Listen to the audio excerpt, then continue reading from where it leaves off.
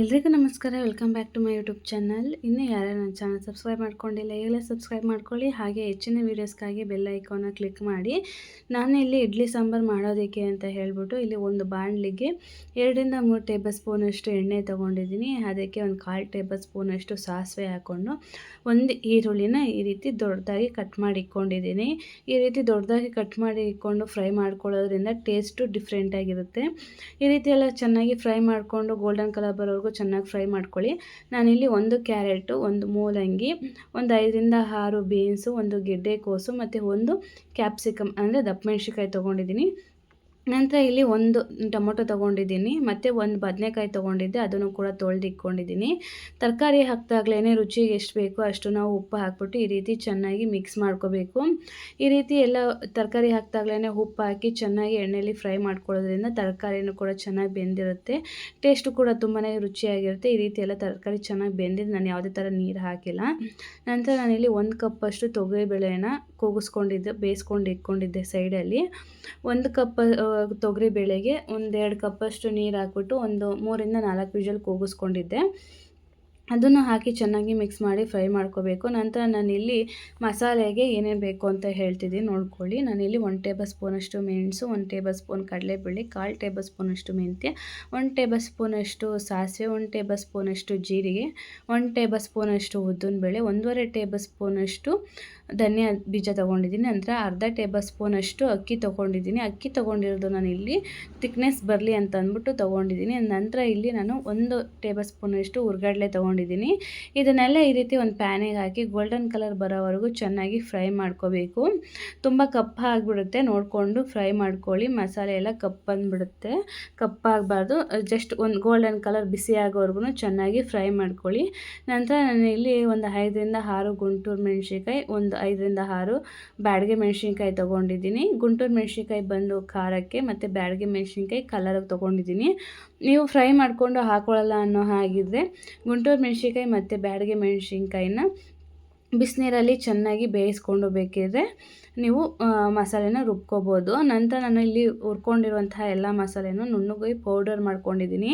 ಅದಕ್ಕೆ ಒಂದು 3-4 ಟೇಬಲ್ ಸ್ಪೂನಷ್ಟು ಕಾಯಿ ತುರಿ ಹಾಕ್ಕೊಂಡು ಸ್ವಲ್ಪ ಕೊತ್ತಂಬರಿ ಸೊಪ್ಪು ಹಾಕಿ ಸ್ವಲ್ಪ ನೀರು ಹಾಕ್ಬಿಟ್ಟು ನುಣ್ಣಗೆ ರುಬ್ಕೋಬೇಕು. ಈ ರೀತಿ ನುಣ್ಣಗೆ ರುಬ್ಕೊಂಡು ನಾವೇನು ಆಲ್ರೆಡಿ ಬೇಳೆ ತರಕಾರಿ ಎಲ್ಲ ಬೇಯಕ್ಕಿಟ್ಟಿದ್ವಲ್ಲ ಆ ಬಾಣಲಿಗೆ ಹಾಕ್ಬಿಟ್ಟು ಮಸಾಲೆನ ಈ ರೀತಿ ಚೆನ್ನಾಗಿ ಮಿಕ್ಸ್ ಮಾಡ್ಕೋಬೇಕು. ನಾನು ಜಾರಲ್ಲಿ ಸ್ವಲ್ಪ ಮಸಾಲೆ ಇತ್ತು ಅಂದ್ಬಿಟ್ಟು ನನಗೆ ಎಷ್ಟು ಥಿಕ್ನೆಸ್ ಬೇಕು ಅಂದರೆ ಗಟ್ಟಿ ಎಷ್ಟು ಬೇಕು ಅಂತ ನೋಡಿಕೊಂಡು ನೀರು ಹಾಕ್ಕೊಂಡು ಈ ರೀತಿ ಚೆನ್ನಾಗಿ ಎಲ್ಲ ಮಿಕ್ಸ್ ಮಾಡ್ಕೋಬೇಕು.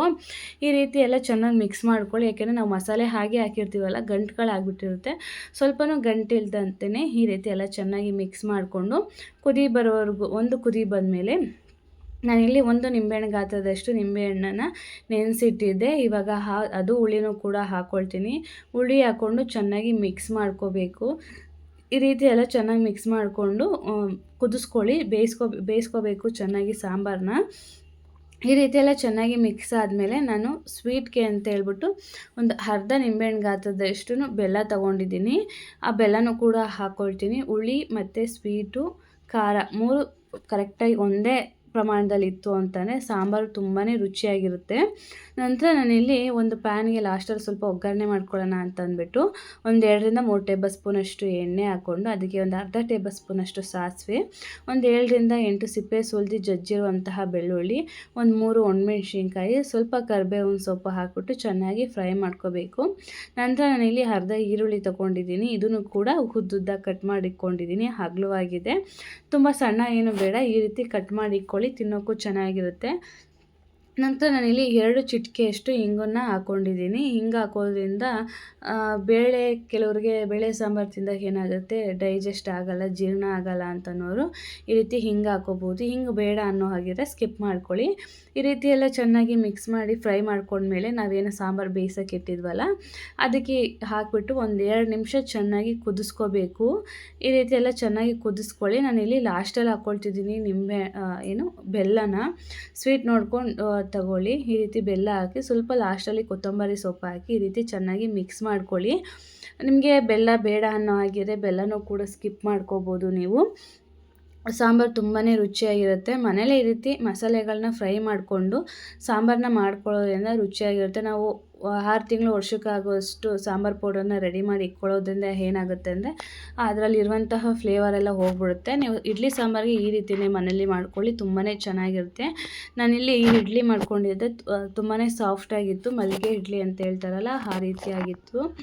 ಈ ರೀತಿ ಒಂದು ಬೌಲ್ಗೆ ಹಾಕಿಬಿಟ್ಟು ಒಂದು 3 ಅಥವಾ 4 ಇಡ್ಲಿ ಹಾಕಿ ಅದ್ರ ಮೇಲೆ ಈ ರೀತಿ ಸಾಂಬಾರೆಲ್ಲನೂ ಹಾಕಿಬಿಟ್ಟು ತಿನ್ನೋದ್ರಿಂದ ತುಂಬಾ ಚೆನ್ನಾಗಿ, ಇದ್ರ ಜೊತೆಗೆ ಚಟ್ನಿನೂ ಕೂಡ ಚೆನ್ನಾಗಿರುತ್ತೆ, ತುಂಬಾ ಒಳ್ಳೆ ಕಾಂಬಿನೇಷನ್ನು ಕೂಡ. ನೀವು ಕೂಡ ಈ ರೀತಿ ಮನೇಲಿ ಒಂದ್ಸರಿ ಟ್ರೈ ಮಾಡಿ ಹೇಗಿತ್ತು ಅಂತ ಕಮೆಂಟ್ ಮಾಡಿ. ವಿಡಿಯೋ ಇಷ್ಟ ಆಗಿದ್ರೆ ಲೈಕ್ ಮಾಡಿ, ಶೇರ್ ಮಾಡಿ. Thank you for watching.